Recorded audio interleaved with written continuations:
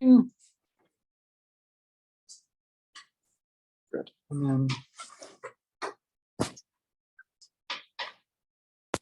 okay.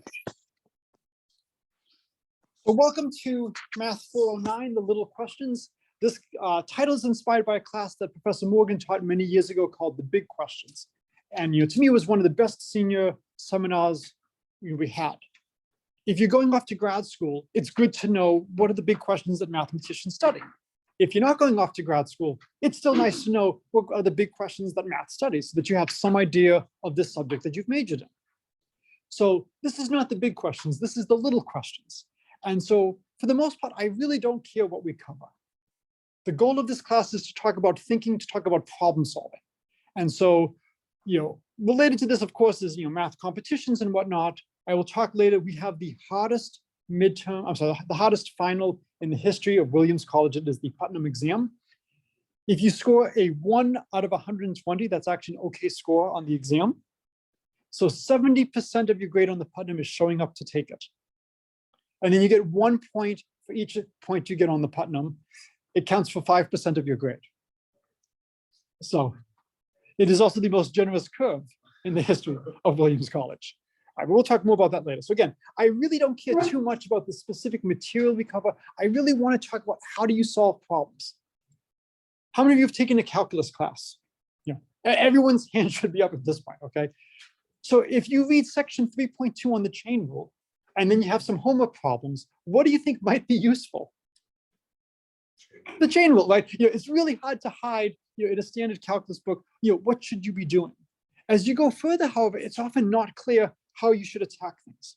So I know we have at least one aficionado here on Rubik's cubes, in addition to myself.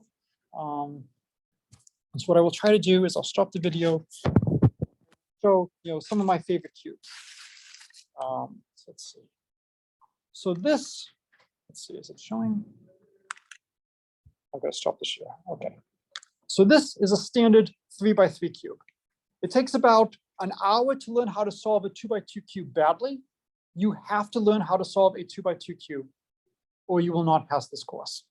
Right? This is a requirement my daughter initiated a few years ago. So if you don't know how to solve a 2x2 cube, you will learn. Okay. This is a 3x3 cube. It takes about less than an hour, maybe additional, to learn how to solve the 3x3 once you know how to solve the 2x2. It's a good skill to get. You will all get to keep a cube. This is one of my favorite cubes. So if you look, here's the yellow side, here's the white side. But if you look at the other sides, what seems strange? Relative to a normal cube. So you're not allowed to answer. So what seems strange about this relative to a normal cube? So many sides are 3x2. Yeah, it's 3x2 versus 3x3. And so if you try to turn the red side just doesn't turn. But if you hold it at a 60-degree angle or a 30-degree angle, depending on your perspective, it then turns perfectly. So turns just. And so this is actually the side. It's really, you can see, if I do it properly, you can see that it's 3x3. It just looks very different. This is a great way to view a lot of mathematics. It's there, it's in front of you, but it's hidden. And you have to find the right way to look at the problem. When you find the right way to look at the problem, it becomes trivial. Until you find the right way to look at the problem, it becomes exceptionally frustrating. And so the goal of this class is to teach you techniques, to teach you how to look at a bunch of things so that you can hopefully see how to use things. We're not going to cover a tremendous amount of theory. That's other classes. This class is trying to apply things. We'll have, of course, some standard lectures, especially depending on what people's backgrounds are. But the goal is, how do I look at problems? How do I do special cases and start to get a feel and a sense for the problems? All right, so just a quick introduction. Obviously, I want you to learn problem solving. We're going to be emphasizing techniques and asking the right question. And so a lot of times, things are extremely misleading. And depending on how the problem is asked, you can be put into the wrong mindset. Has anybody done any competitions, any math competitions? Okay. Do you think if you're doing a math competition that the year might matter? In what sense? They use it on like half the problem. They use it on half the yeah. So what part of the year might matter? It's prime factorization. Prime factorization, is it even or odd? So before you take any competition, you should always factor the year and know a few basic facts about it. For a lot of things, it doesn't really matter. It's a red herring. And your really good problems often have extra information because the real world is like that. It's not always clear what you need to know. And you have to distill from all the stuff that's out there. And so what matters is not that the number is 2022. What matters is that it's an even number. Any even number there would work. Or what really matters is that it's less than 2048. Maybe it's powers of 2 that matter, and that as soon as I hit the next power of 2, something new emerges. And so a lot of times, there's a lot of different numbers that they can use, and they often choose ones deliberately to be misleading. I am a huge fan of using computers. How many people here have never programmed? Okay, so we will talk a little bit about programming. You need to learn how to program in some environment. I don't care what environment, depending on which environment you choose, I will be able to help a little bit more. I know some of you were here earlier. I go all the way back to having programmed in Fortran. I did not initiate coding in Fortran, but when I was an undergrad in the 90s, I was working with a nuclear physicist, and the code was so old that it actually went back to the Fortran days. For the most part, it doesn't really matter what system you use, but some will be faster than others. And for a lot of problems, speed matters. For others, your calculators, your phones have more power than is on the Voyager space probe that has left the solar system. It's incredible how much computational power we have. For some problems, that's more than enough. For others, it's not. And so what you have to do is you have to figure out, do I happen to have a problem where if I'm a little bit clever, I'm able to do it? Or is it just so bad that it doesn't matter? Does anybody know the friendship problem in graph theory? Do you want to say what the friendship problem is? I kind of forgot it. I actually heard it. Okay. So the friendship problem is, let's assume friendship is a symmetric relationship. This is not necessary for friendship, maybe. I've seen some love triangles, which are more line segments in an isolated vertex, but we'll assume friendship is symmetric. If I like you, you like me. If I don't like you, you don't like me. How many people do you need to have in a room before you are guaranteed that there are either 3 people, all of whom like each other, or 3 people, all of whom don't like each other? Without even thinking, give me the minimum lower bound now. Lower bound. Has to be at least 6. No, you're thinking if you're telling me 6. 3 has to be at least 3. Why? They all like each other or all don't like each other, then it satisfies. Why can't it be 2? Good, right? You want to get the low-hanging fruit. If I want to have at least 3 people who like each other, or at least 3 people who don't like each other, and I only have 2, ain't happening. So I need at least 3. And then you can show, well, if I have the isolated vertex, if I have 2 people who like each other and a 3rd person who doesn't like either one of them, then it's not satisfied. And with a little bit of work, you can go through, it's not so bad, and you can calculate that once you have 6 people, you are guaranteed to have at least 3 who like, or at least 3 who don't like. One of the big arguments you want to be able to use is symmetry. If I flip like to dislike and dislike to like, I basically have like the mirror image. Then you can ask, well, what if I want at least 4 who like, or at least 4 who don't like? And so these are the very first of what's called Ramsey numbers. And of course, you could have more complicated ones. I want at least 4 people who like, or at least 3 people who dislike, or various configurations. And one of my favorite quotes in mathematics is due to the great Erdős, who said the following. I'm going to paraphrase, I'm going to be off a little bit. Imagine an alien war fleet shows up over Earth's skies and asks to know, how many people do we need to guarantee at least 5 like or 5 don't like? You have 1 year. And if you can't give us the answer, we destroy you. If they ask for this, we devote all of our resources to it, and we can do it. If they ask for 6, we fight. In terms of just the computational complexity, we have bounds on how many people you need. It has to be at least this much, at most that much. But to actually get every possible configuration, these problems are extremely difficult. And so for coding is often a great way to get a sense of what's going on. How many of you have heard of Project Euler? So we will be doing Project Euler problems. So these are wonderful problems where a lot of them are incredibly trivial if you have essentially infinite time and infinitely powerful computers. It's, can you solve these problems in a reasonable amount of time? If I ask you, does everybody know the Fibonacci numbers? I am proud to admit I am actually the president-elect of the Fibonacci Association. So if you have any Fibonacci needs, please let me know. I'm happy to make sure that they are met. If I ask you to compute the billionth Fibonacci number, is that a hard problem? No. So as a nice exercise, you do a rough calculation tonight and see if you had the following deal. Give me the billionth Fibonacci number. You have to do the calculations by hand, okay? No computers. And if you can do it before you graduate Williams, I'll give you 6 years, because I know this is the COVID era, and 6 years. And if you give me the billionth Fibonacci number, you will have a straight A+ in every class you wanted to register for. We'll give you every award at graduation, and we'll give you $1 million. And if you don't get your degree. Would you take that deal for $1 billion? For $1 million? For 1,000? For 10? If you're not saying yes at 10, okay, we got an issue here, okay? Yeah, 1, 1, or 0, 1, 1, 2, 3, 5, 8, 13, 21, 34, 55. It's not that bad to rattle off the first few. I feel like I'd take it for $1 million. So do the calculation and see, do you think you could actually, no, when I do the calculation, I don't mean calculate the first million. I'm saying, try to estimate how long would it take you to calculate, 1 million Fibonacci sums. So you want an upper bound? No, you want a lower bound. No, but can we just use the formula? Which is Ooh, like by hand.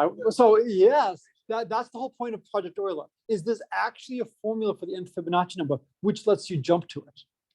And so if you use that, this is Benet's formula. It's one of my favorite formulas in all of mathematics. It's almost instantaneous. But if you have to add, so try to estimate how long would it take you to do 1 million additions. We will assume that you are spherical, because we're mathematicians and we like making assumptions like that, and that you make no mistakes in arithmetic. I think the spherical might be the more reasonable assumption here, but I'm not sure. So just see, how long would it physically take you to add 1 million numbers? What do you need to know about the numbers you're adding to get a good estimate?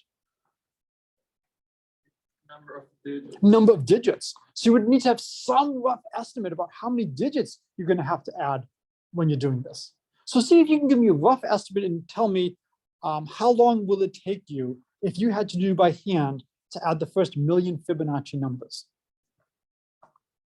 To put some problems in perspective, there are some problems I do in coding theory where if every subatomic particle in the universe has between 10 to the 80 and 10 to the 90 subatomic particles. If every subatomic particle was a universe, and every particle in that was a supercomputer devoted exclusively to your use, running since the dawn of time, that would not be enough to make a dent on the problem.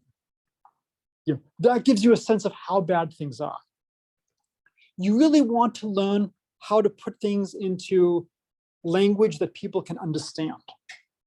So part of problem solving is not just solving the problem, but then explaining to people what you've done so that they will follow your recommendations. Most of us are not going to leave Williams and become the CEO of a company. Some of us might, but most of us are not going to initially be the CEO. You're going to have people above you that you have to convince. One of my family members was working in finance, and he called me up. He was very worried that the boss had made a mistake. It took about 30 seconds. Yes, your boss is wrong. And it took about a half hour. So how should we describe this? So one of the things I really want you to do is this is going to be a class with participation. I was an introvert until grad school. One of my friends in grad school told me to run for social chair. I said, you really don't want a social chair of a person who's afraid to talk in public. But she convinced me to do it, and it was one of the best things in my life, really got me out of my shell. You want to get used to talking in public. You want to get used to discussing things in real time. You want to get used to being noticed. And so when you solve the problem, that's only part of it. you have to be able to communicate to people what you're doing. Now, depending on who you're talking to, you can use different language. Like you could just tell me, but can't we just use the Bernays formula? Yes. And we know enough that between the two of us, that's fine. But if you're talking to somebody who doesn't know Bernays formula, well, how do I know this formula works? How do I know I can trust this? So you need to figure out, how do you communicate with people? And that's something I really want to emphasize in this class. For large numbers, a lot of it is trying to put things in perspective. I hope a universe of universes of supercomputers running since the dawn of time gives you a sense of, this is bad. Yeah, this is not something we're going to be able to do even with our endowment. We don't have resources like this. One of the best quotes I ever heard was trying to explain how energetic some of this cosmic radiation is. How many of you have ever gone to a dentist to get an X-ray? What do? They put lead on you. So what they said is, to protect you from this radiation, you would need a lead vest stretching from the sun to Pluto. Like, okay, that gives me a sense of just how much stronger this radiation is than the stuff we're normally seeing. All right, so I want to use a lot of the problems we do as a springboard to see good mathematics. So we're going to do some problems that might initially seem silly, but they're related to some really good math ideas that are often not covered. And there's a lot of wonderful things that just don't fall into the standard curriculum. This is a great chance to try to put them in. If there are things that you want to discuss or learn or study, please let me know. Happy to incorporate. Part of this is to uphold the honor of Williams in competitions. If people are interested, there are a couple of math competitions we can sign up for. The big one is the Putnam that everyone is going to be taking.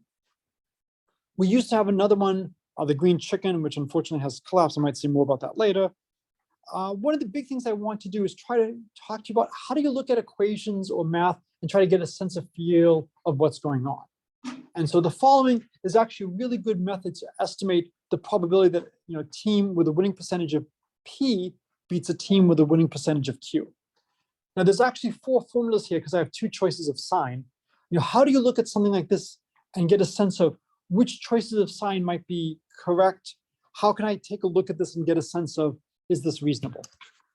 All right, so I had mentioned the Green Chicken. So we used to have that every year with Middlebury. Unfortunately, the competition has stopped. Interestingly, my first year here, the Boston Globe ran a story on the Green Chicken. And they talked to Dick Quinn in athletics, one of my favorite people on campus. He got them in touch with me. And after the Globe ran the story, somebody in Central Mass said, we actually have a brown chicken, which was an unwanted wedding gift many years ago. Are you interested? I said, I can be there on Friday. So we actually do have a second chicken brownie who is a strategic reserve. Now, some people have asked, Quinn, because we used to announce at homecoming, when we're playing football, who won the Green Chicken math contest between Williams and Middlebury. He says, why does athletics care about a math competition? And I loved his response. This is quintessential Williams. If you mention Williams and we keep score, I care.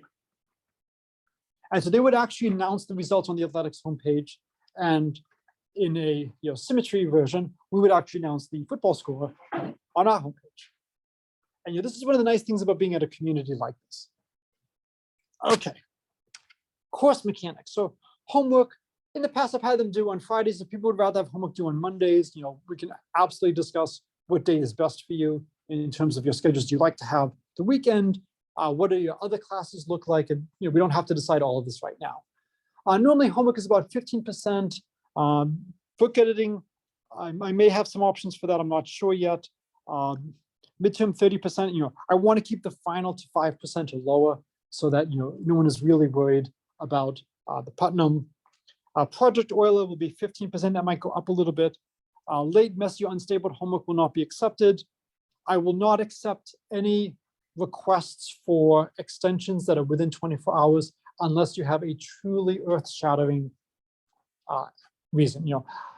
I've just been called up to the majors and I'm starting, Game 7 of the World Series tonight, and I've got tickets for you and your family so that you can make sure it's a legitimate excuse. That's absolutely fine. But most things are not going to be like that. You should be able to plan accordingly. How many people are going to be interviewing for jobs this semester? Okay, so for those of you who are eventually going to become seniors and interviewing for jobs, just so you have some sense of what's coming in your life, it's almost like a 5th class. Especially if you're applying for a lot of jobs where they have you read case studies and then you have to be prepared to talk about them. And so in situations like that, or just any situation in general, if you have a conflict, if something is going on and you need an extension, just let me know in advance, and that's not a problem. If people want to do practice interviews or something like that, I am happy to discuss. This is a post-core class. It's a senior seminar, so you should have taken either real analysis or abstract algebra. If you haven't taken either one of them, please let me know. We're not going to be using too much material from them directly. This is more just for mathematical maturity and for comfort in seeing proofs. So if I'm in my office, it's office hours, always up for grabbing coffee or lunch or just taking a walk on campus. I'll be talking about this a little bit more later. I'm a little bit different than most professors. When you were mentioning your names, I really wasn't paying attention. I am not trying to get to know you. Your job is to force me to get to know you. Some of you I already know from your classes or small or various things. When you leave Williams, it is a very different environment than the campus here. This is an absolutely wonderful place where people are here because they want to teach, they want to be with students.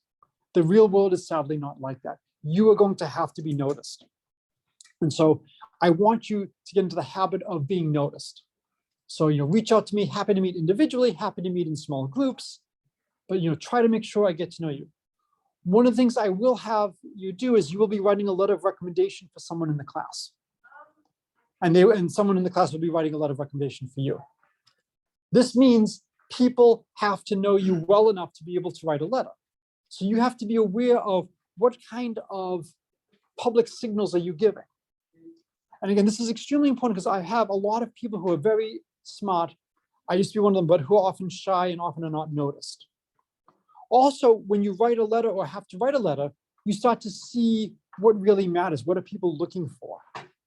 And even if you're not going to be writing a letter of recommendation for years, it's still good to know how these are done so that when you have to write one, you can. And then it's good to be thinking, what am I doing so that my bosses or superiors actually have something positive they can write about?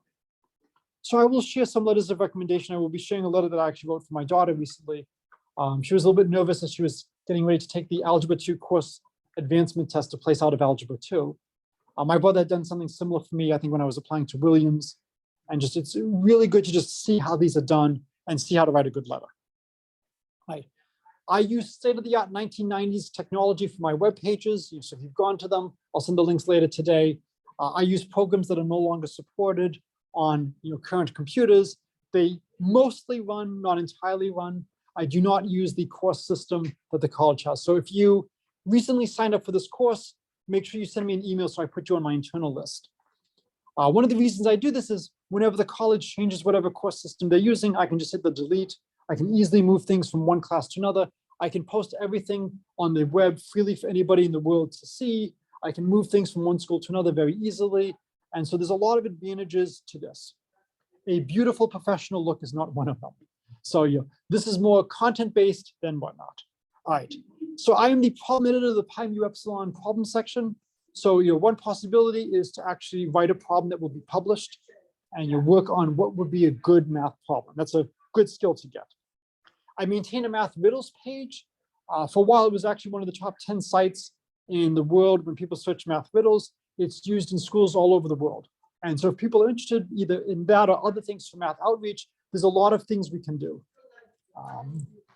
Will it bother people if I close the door? And so if people are interested in stuff like that, there's a lot of opportunities.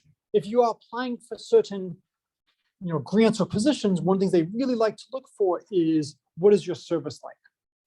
And one of the reasons they like to look for this is it's something that's very important. We are very fortunate. We've had a lot of opportunities. This is a great way to give back.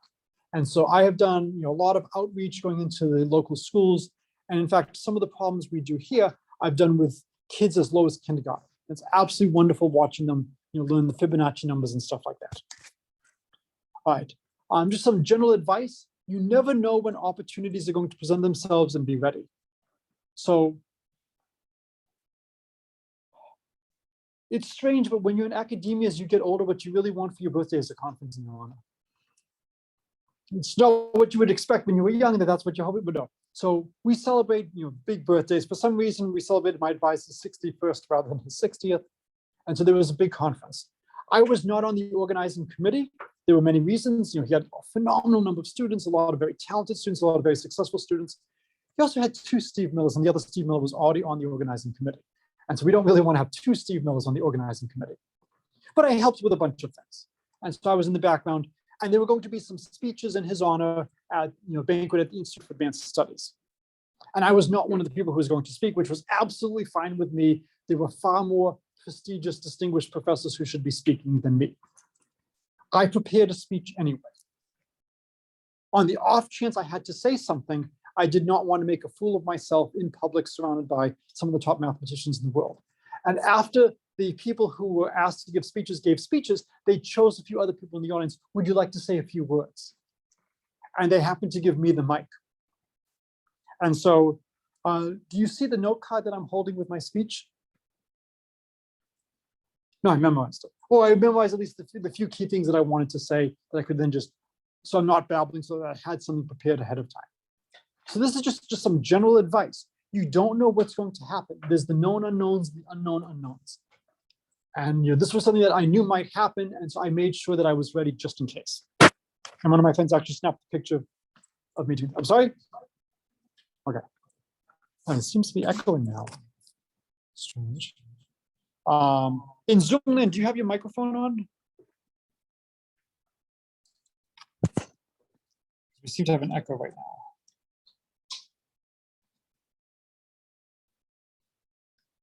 All right. This is going to be interesting.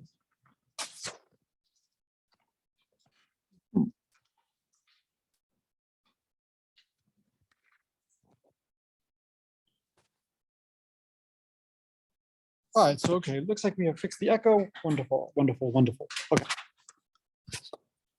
Go back to sharing screen.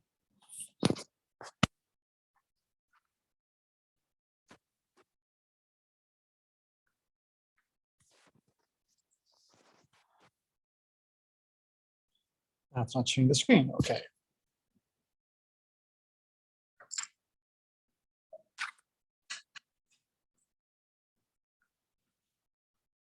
The glories of rebooting things. Okay, so your job is to come to class prepared. If there's reading, do reading. If there's material to think about, think about.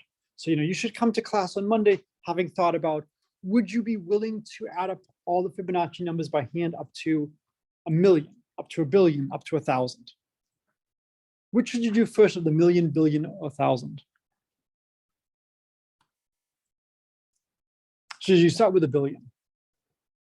No. Yeah, I would start either with 1,000,000 or the 1,000. If 1,000 is not feasible, then clearly 1,000,000 and 1,000,000,000 will not be. And then the question is, do you think 1,000,000 is feasible? And then come to each other with questions. I will always be available to provide resources and guiding questions. All right, so some advice from my brother. Party less than the person next to you. As I mentioned in the first class, the people on the perimeter, you know exactly who you have to party less than. Those of you in the middle, you have, and then for those of you in the way back, this is going to be a very scholastic semester for you. The next is take advantage of office hours and mentoring. This is why I've deliberately said I am not trying to get to know you. Your job is to try to get me to know you. One of your goals each semester in college is for at least one professor to get to know you well. I'm happy if it's me, I'm happy if it's someone else. But this way, if you're successful even 50% of the time, when you graduate, you will have at least 3 or 4 professors who can write letters of recommendation for you, who can let you know about opportunities, who can share various things with you. And so again, strongly urge you to try to get to know at least one professor well each semester. His last piece of advice is learn to manage your time. No one else wants to. This is terrific advice. It is very easy to get overloaded with all the stuff that's going on. If you know that there are certain deadlines, start to think in advance, when am I going to work on various things? Make sure that you leave enough time, especially if things go wrong. There are a lot of people who wait until the last minute to start doing things, and then something goes wrong with the computer system or something goes wrong with their computer, and they're not able to submit on time. On a college campus, you can tell a sob story, and almost surely that will work. Oh, sure, that's fine. We'll give you an extension. In the real world, they have what's called automated machines. And there's really no input field for sob story.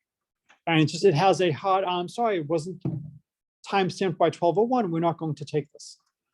And so I have one student who was just a few minutes late in submitting something for a grant because there were some issues on their computer and things didn't process in time. And they were no longer under consideration. So you again, really learn how to manage your time. Don't leave things to the last minute because things will unexpectedly, turn up. If you can, try to get strategic reserves. If you can, read ahead in some of your classes so that when things happen, you can say, okay, well, this is a little bit busier week than I thought it was going to be, but I don't have to spend as much time in another class because of that. And again, as I've mentioned before, I'm happy to do practice interviews. I'm happy to adjust deadlines and whatnot. Just some useful links. How many people here have never used tech? Okay, so if you've never used tech, this is a great way to do scientific writing. It's really worth learning how to do. It takes about 90 minutes, 60 minutes to learn how to do it okay. And so I've mentioned earlier, I think that I programmed in Fortran. I don't think I could write Fortran code from scratch.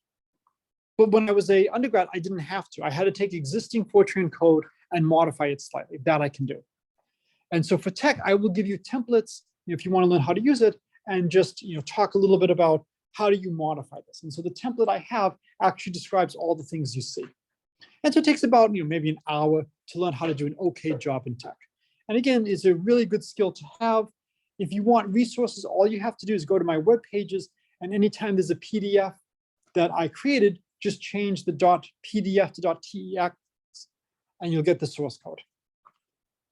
Lots of different handouts and general advice.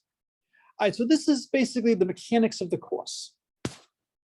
Any questions on the general mechanics of the class?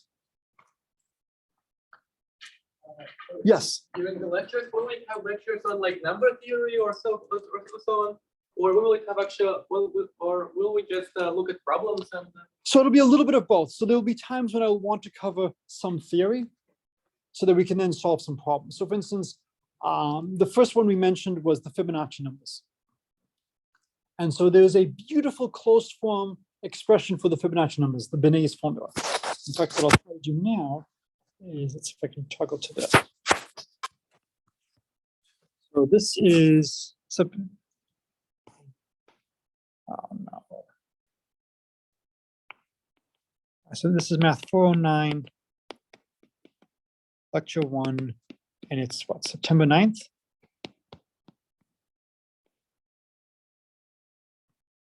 Okay, so can somebody give me a formula, or what are the Fibonacci numbers? Can somebody list the Fibonacci numbers for me?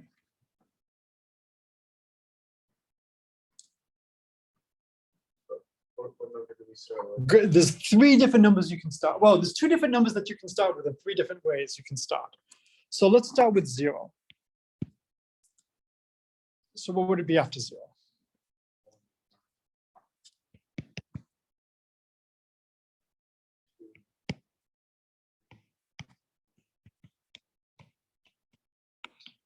So it turns out the Fibonacci numbers satisfy a beautiful formula. The n plus first is the nth plus the n minus 1. So each one is the sum of the previous 2. And there's a tremendous amount of stuff we can do with this. And it turns out that we can write an explicit formula for the Fibonaccis. One of the things I want you to be able to do is get a rough feel for the subject. So the first fact is note that fn plus 1 is less than or equal to twice fn. Why is that true?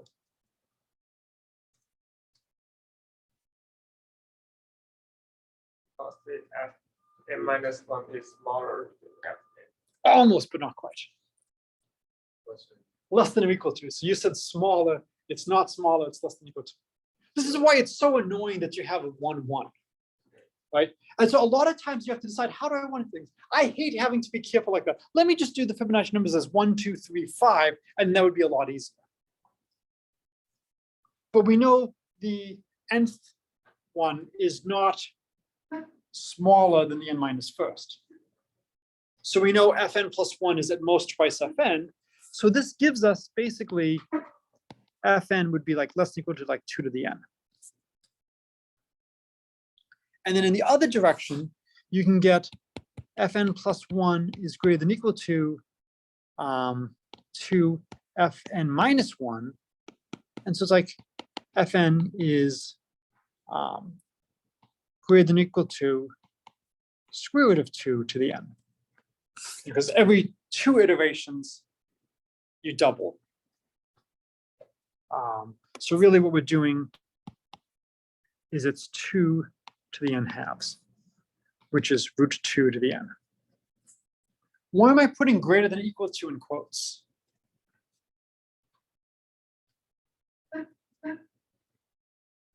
Because it's not true for 0. Yeah, it's not true for 0. And so we've got a few issues in the beginning. And this is telling you, don't start 0, 1, just start 1, 2. Well, even if I start at 1, I've got some issues. So eventually it's growing faster than doubling every 2. And it's growing slower than doubling after each 1. So you might guess that maybe Fn is like r to the n for some r in the interval root 2 to 2. We know it's growing faster than root 2 to the n. We know it's growing slower than 2 to the n. Maybe there's a nice perfect mix between them. And then this is one of my favorite formulas in all of mathematics, Binet. So using this notation, the nth Fibonacci number is 1 over root 5, 1 plus root 5 over 2 to the n, minus 1 over root 5, 1 minus root 5 over 2 to the n. So this is an absolutely amazing formula. When you hear Fibonacci number, what kind of number do you think of? Integer. So imagine, it's a very bad day, you're walking down route 2 and you get beaten up by a number. Okay? And we have a search and we have a list of suspects and you are being asked to identify, and they list them in front of you. Yes, that's the integer that did this to me. Does this look like an integer? No, you've got divisions by 2, you've got square roots of 5. Yet somehow it all miraculously cancels. So a nice question is, what can I replace the 2 and the 5 by and still have this always be an integer? So how can I generalize this? Whenever you see a problem, you always want to ask, how can I generalize? How can I push this further? What's special about 2 and 5? What other numbers could I put here? And this is somewhat similar to problem solving where we have the year occurring. What really matters about the year versus what just general weak properties matter about it. And so with Binet's formula, we can actually jump to any term in the sequence. And so almost surely at some point during the semester, I will give a little bit of a lecture on the Fibonacci numbers. And so we will be doing some generic lectures by me on good mathematics. So for instance, how many people have seen how to solve difference equations like this? Okay, so some people have, some people haven't. And again, this is going to be one of the issues in a 400 level class is we have different backgrounds. And so for some of you, occasionally things will be review, other times, hopefully it'll be new to you. And again, if I'm doing too many things that you've already seen, just let me know. I'm happy to adjust to make sure we cover things for everyone. But I want to cover some of the theory behind stuff like this that's related to good problems. So a lot of times the problems we look at are going to be springboards to this. There's a tremendous amount of theory about solving difference equations. And so one thing is to actually talk about solving difference equations and solving systems of difference equations. So how many of you have seen, for instance, predator-prey models with difference equations? And so difference equations are discrete versions of differential equations where everybody agrees that we're only going to move and change in lockstep at discrete moments of time. Well, the real world isn't like that, but the mathematics is a little bit easier for stuff like this. Simulation is very easy in stuff like this. And so a lot of the problems are going to be designed to be springboards, which will then lead to me giving some lectures on interesting mathematics. And so I will be talking at the joint math meetings about not the joint math meetings, at a one-day math meeting in October at UMass Amherst on something related to the Fibonacci numbers. I don't want to give too many details right now. It's related to some research I've done with students at Williams. It's got some great math and it's got some great problem solving. And so the goal is to try to introduce you to some techniques that you may not have seen. I don't want to tell you right now what those techniques are because I don't want that to be flagged in your mind. Did I do the calculus chain rule in this class yet or no? I did that? Okay, good. And so, again, we don't know what we're going to have to do when we look at a lot of these problems. I deliberately want to keep some techniques in reserve and just see what you do when you try to attack a problem. One of the things I've found over the years is that there's often a danger in knowing too much mathematics. I frequently found students have better solutions than a lot of the ones I have because they don't know as much mathematics sometimes. And they have a different perspective in terms of what they're going to use to attack a problem. And a lot of times, some of these problems are really simple, like the cube. If you look at them just the right way, if you look at them the wrong way, they're terrible. And sometimes, well, I have all this incredibly advanced machinery that I can throw at the problem. I'm going to throw it at it. So if you've taken a class with me, what's my favorite quote? What will be on my coat of arms?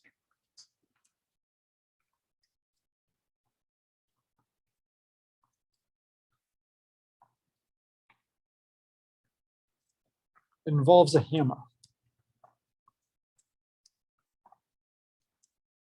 Is it that whenever if you only have a hammer, all your problems start to look like a nail? Yes. If there's many different variants of it, but if all you have is a hammer, pretty soon every problem looks like a nail. Has anybody ever listened to a presidential debate? Doesn't matter what question they're asked. After about 30 seconds of meandering, they get to their prepared speech that they were going to say. The only thing that's interesting is how easily are they able to flow from whatever they were asked to whatever they want to talk about. If you have a hammer and you're really good at it, whatever I give you, you will try to make it look like a nail because then you can use what you're good at. The great Richard Feynman, if you haven't read his books, I highly recommend them. He got a reputation as being able to do integrals that no one else could do. They would come to him at Princeton and MIT, they were stuck, can you do this? And they would solve it immediately. Well, the reason he was able to solve it immediately is he goes, I'm at Princeton, I'm at MIT, I'm not surrounded by idiots. They've probably tried all the standard stuff. I'm not going to waste time trying the standard things because if it could have been solved, they would have. Let me try differentiating under the integral sign, which most people don't know. And so that would be the very first thing he would try, and he would get the solution. So one way to look at if all you have is a hammer, every problem looks like a nail, is if you're good at something, whatever I ask you to do, make it look like what you're good at. A better way, especially since this is a problem-solving class, is go to the land of the screwdriver. Nothing against any of you. You're all wonderful people. You're all great. If I had to choose between you and Gauss, I choose Gauss. So if you are going against Gauss head-to-head in elementary number theory or something like that, good luck. It's going to be really hard for you. It's not impossible. One of my colleagues who now has a Fields Medal has done that, but he also used a lot of modern machinery. Smart people have looked at problems for many, many years. The odds of you being able to find something truly revolutionary is low. But if you take tools that have been developed in one field and go to a new field where they haven't been used, you have an incredible opportunity to have a real dividend, to have a real contribution. And so I have written papers, I'll see if I can get them all right in alphabetical order. Let's see, accounting, computer science, economics, geophysics, marketing, probability, statistics, sabermetrics, physics, all over the map. I've worked in a variety of different fields. I've applied number theory in a marketing paper. Most marketing professors don't have a number theory combinatorics background. And so if you have a different skill set than other people, you have the advantage of making a real contribution. You don't want everybody on the team to have the same skills. Hey, I can do that, can you do this? And so that's one of the real goals in this class, is to get you to the point where you know a bunch of things that are useful, and then when you go out into the world, you will be able to use them. And I'll end with one story, and then this is a good place to stop. One of my favorite students from Brown contacted me a few years after graduation and said, hey, Miller, one of the things you told me, always you do some, checks of extreme cases. Boy, was that useful. Right before we did, investment strategy, I tested and it got some really strange answers. And it turns out we had a minus sign error somewhere. And so it was really good that we tested, do these results look reasonable? And we got a real big no. And so we were able to find the answer. So if you can, strongly urge you, whenever possible, test your answer. Is this reasonable? Can I write a computer code and do some special cases? All right. Any other mechanics classes? Mechanics questions, sorry. So this is going to be a class with a lot of participation. This is going to be a class where there is a lot of opportunity for you to provide feedback in terms of what we're doing, what we're studying. Again, I would not worry, too much about the grade. There's going to be plenty of opportunities. I'm happy to adjust things. And again, if you have issues, conflicts, if you have things that are going on in your life that you need me to adjust things about, just give me some advance notes. All right, so this is a good place to stop for today. To this window.